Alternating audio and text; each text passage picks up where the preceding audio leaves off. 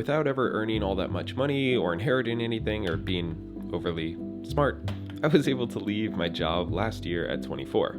Now when I quit, I was making about $300 a month off of YouTube, and I had under 10 grand in the bank, so I definitely wasn't rich. Now, this doesn't mean that it was simple. It took years and years of hard work, but I think it's something that's really attainable for everybody if you're willing to be just a little weird.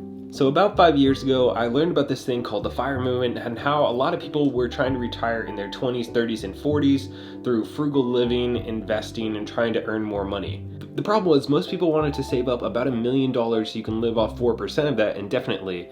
And for me, with never earning that much, it would have taken well over 20 years if I was saving 90% of my income. So that was just clearly off the table. Roll the intro. What's that? We don't have an intro? I don't have anybody behind the camera?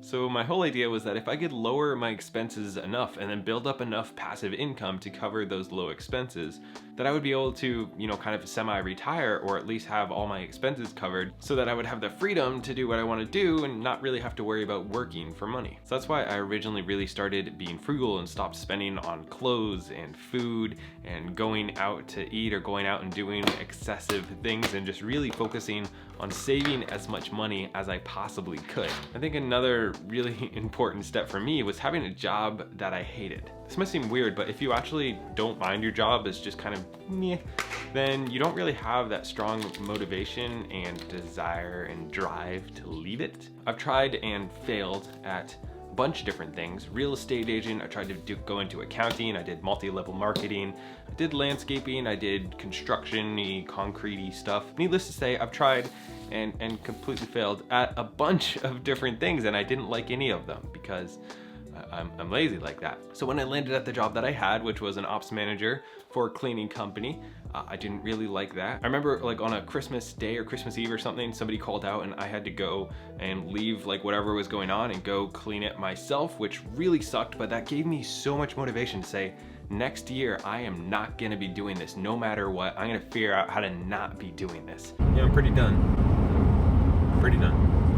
If I was at a job that was just kind of meh, I probably wouldn't have been as strongly motivated, and I'd probably still be working it, and I might not have started the other stuff that I started in order to get out of that. So having a sucky job was really important for me. However, I did work at that job for years and years so that I could save up money and pay the bills and all that sort of stuff, but I definitely didn't enjoy it. So my goal was to get my expenses down to around $2,000 a month. $2,000 to $3,000 was ideal, and then figure out a way to build up enough passive income to cover that. So usually your housing payment is around 30% of your income, so that was something that was super important to chop down as much as possible for me, because if you can chop that down, it makes things so much easier. So that's why I got my first house hack after years and years of saving up money, working at this job I didn't like, being a real estate agent and failing at it, and then I wasn't even doing YouTube yet, so mostly from those and doing other projects and stuff to save up money, I was able to buy that first house hack, which is buying a multifamily with a 3.5% FHA loan for first-time homebuyers,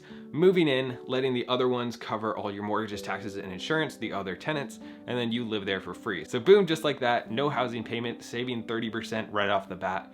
And then when I moved out and eventually did the whole process over again, you start building up passive income. I say passive, but you do have to manage them. Like in the past year, I've spent about 3 hours managing that property and I earn about $1,000 a month from it. So I think that's a pretty fair trade. I mean, I might've been lucky, but it's not bad, really. So I decided to go the route of buying rentals, but you can do that with other stuff. If I had spent those same years building up some type of online business, that probably would have worked out just as well. But for me, this is the path that I wanted to go. So in January of last year, I got another multifamily. I started running Airbnb out of it after renovating, pretty much spending everything that I owned, renovating it and buying that second property and getting the Airbnb up and running, furnishing it and all that. So now I'm able to live in this triplex for free, which is my second one, and make money from the Airbnb and the rental and the other property that I have. Between the two of those, it covered all my monthly expenses. So pretty much as soon as I got it up and running, I just quit my job. So even though I didn't really have much money in the bank and I didn't have a lot coming in, I didn't really have a job anymore,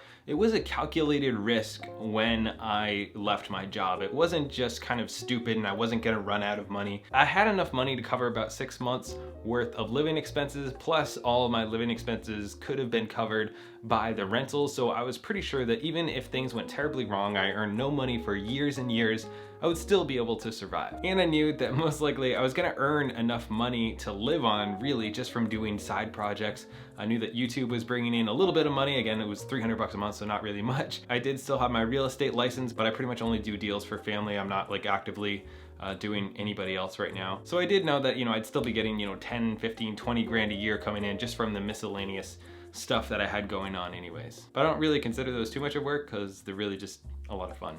Also, one other thing I forgot to mention is that my wife was working throughout this time, but it was because it was something she wanted to do, not necessarily for the money. So it ended up kind of being like a net zero once you calculate the cost of, owning a car and a couple other things like that. I think she made around $10,000 last year. So it was like a part-time, just kind of like something that she enjoyed doing, not necessarily for the money, but that was another stream of income that we kind of had, even though like it wasn't really a ton.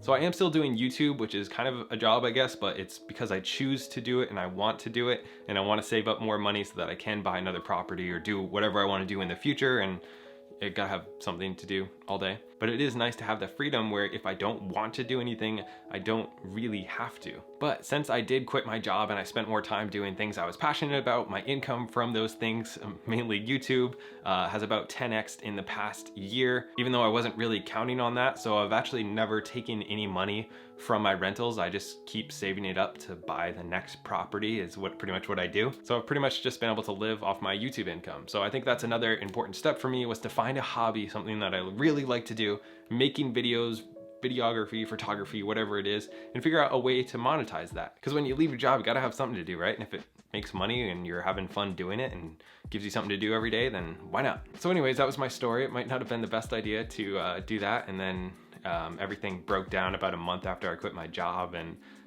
so that was rough, but like I made it through it and I never had to like actually go back to work. And I like to look at it as my absolute worst case scenario is I go get a job like everybody else. So anyways, I hope this helps somebody, gives you a little encouragement that you don't need to be rich and you don't need to have money or be smart or have skills or like anything. Like if you just work hard, save your money, invest it smartly, if that's a word, then you can have a pretty awesome life. So thank you guys for watching. Don't forget to like and subscribe. I have some really cool videos. This is actually gonna be the last one in this setting. I'm about to take out that wall and fix it up a little bit so it doesn't look like a dungeon in here.